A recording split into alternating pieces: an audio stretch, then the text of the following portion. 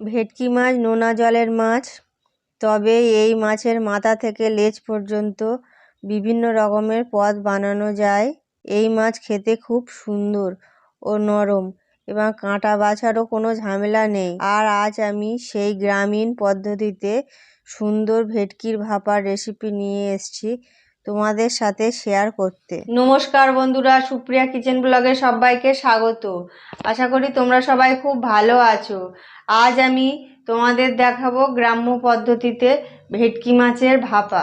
তাহলে দেরি না করে ঝটপট দেখে নিই গ্রাম্য পদ্ধতিতে ভেটকি মাছের ভাপা বানানোর জন্য কি কি নিয়েছি। ভেটকির ভাপা বানানোর জন্য এখানে 10 পিস ছোট বড় সাইজের ভেটকি মাছ নিয়েছি। 3 চামচ সাদা সর্ষে ও 4টে কাঁচা লঙ্কা বেটে নিয়েছি। হাফ বাটিরও কম সর্ষের তেল, 1 চামচ আদা বাটা, 5টা আস্ত কাঁচা লঙ্কা, হাফ চামচ চিনি, 1 চামচ লবণ, হাফ চামচ হলুদ গুঁড়ো, হাফ চামচ জিরে গুঁড়ো। প্রথমে আমি মাছগুলো নুন হলুদ মাখিয়ে নেব, তাই দিয়ে দিলাম হলুদ গুঁড়ো। এরপর দিয়ে দেব লবণ। এরপর আমি হাত দিয়ে ভালো করে মাখিয়ে নেব।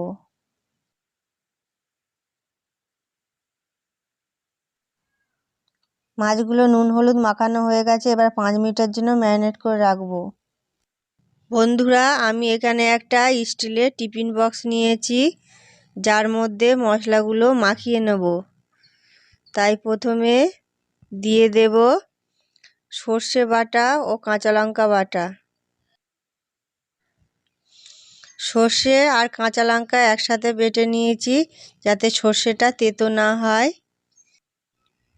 এর মধ্যে দিয়ে দেব 1 চামচ আদা বাটা, 1 চামচ চিনি, বাকি লবণ, জিরে গুঁড়ো আর হলুদ পুরোটাই দিয়ে দেব। এরপর একটা চামচের সাহায্যে ভালো করে মাখিয়ে নেব। হাত দিয়ে মাখালাম না, এই কারণে হাতে লেগে যাবে। এরপর এর মধ্যে একে একে মাছগুলো দিয়ে দিলাম। মাছগুলো মশলা মাখিয়ে নেব।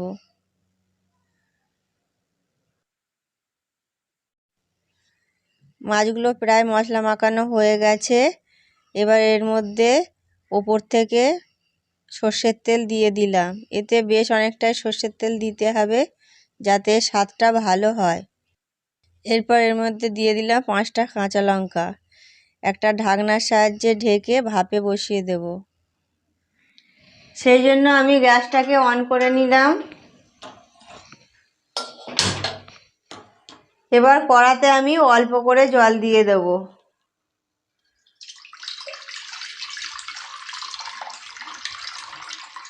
এবার আমি জলটাকে গরম হতে দেব। জলটা গরম হয়ে গেছে, এবার এর মধ্যে আমি টিফিন বক্সটাকে বসিয়ে দেব। দেখো বন্ধুরা, আমি বেশি জল দেইনি, কারণ বেশি জল দিলে টিফিন কৌটোর জোড়নের মুখে জল ঢুকে যাবে, সেই জন্য অল্প করে জল দিতে হবে। এবার এটাকে আমি একটা থালা দিয়ে ঢেকে দেব 10 মিনিটের জন্য।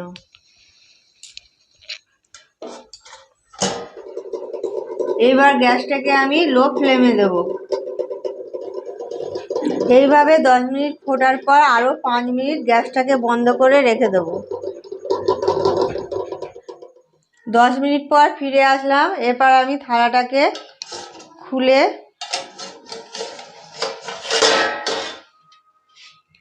টিফিন কৌটোটাকে নিচে নামিয়ে নেব।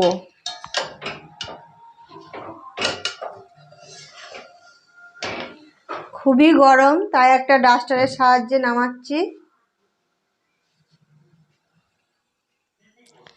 দেখো বন্ধুরা, ভেটকি মাছের ভাপা রেডি হয়ে গেছে। এবার এটাকে আমি একটা পাত্রে নামিয়ে নেব।